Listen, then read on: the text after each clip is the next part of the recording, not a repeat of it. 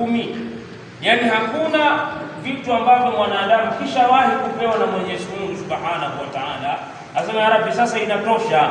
Ndio maana utaona ulimwengu wa leo watu wanaona mili yao sasa haitoshi kwa namna ilivyo, mpaka wakaitengeneze vidogo, wakaitengeneze aidha waingie jimu au aidha waingie kwenye sajari au aidha wakafanya mambo mengine.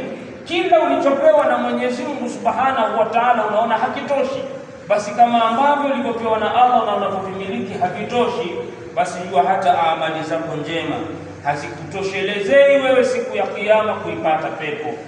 Zidisha katika yale unayoyafanya, zidisha katika mema unayoyafanya, kwa sababu ziada inapokuwa kubwa, maana yake ndio ushawishi wewe unaokuwa umeufanya kwa ajili ya kutengeneza akhera yako bora zaidi.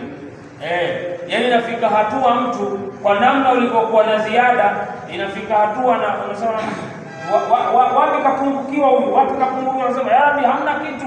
Ndio wale watu ambao Mwenyezi Mungu katika suratul Kahf akasema kuna watu watapewa siku ya Kiyama vitabu vyao, amma man utiya kitabahu biyamini fayaqulu ha umqra'u kitabia inni dhanantu anni mulaqin hisabia, kwamba yule atakayepewa vitabu chake kwa mkono wa kuume au mkono huu atasema ha umqra'u kitabia, jamani hebu njoni msome kitabu changu kwa fahari, inni dhanantu anni mulaqin hisabi, mimi nilijua kabisa utakutana na malipo haya.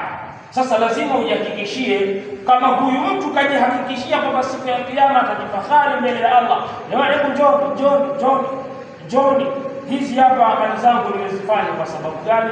Ni kwa namna ambavyo ameitumia fursa yeye kuwa hai, akazidisha amali zilizokuwa njema. Sasa usiwe miongoni mwa wale ambao leo tuko hai lakini hatujui kipi tufanye, yani hujui nini ufanye mbele ya Mola wako, haujui. Kwa hiyo tusiwe miongoni mwa makundi hayo. Rabbana taqabbal minna innaka antas samiul alim, tub alayna maulana innaka antat tawwabur rahim. Allahumma waffiqna lima tuhibbu wa tarda, Allahumma waffiqna lima tuhibbu wa tarda bi rahmatika ya arhamar rahimin. Sallallahu alaihi wa sallam Muhammad wa alihi wa sallam. Alhamdulillah.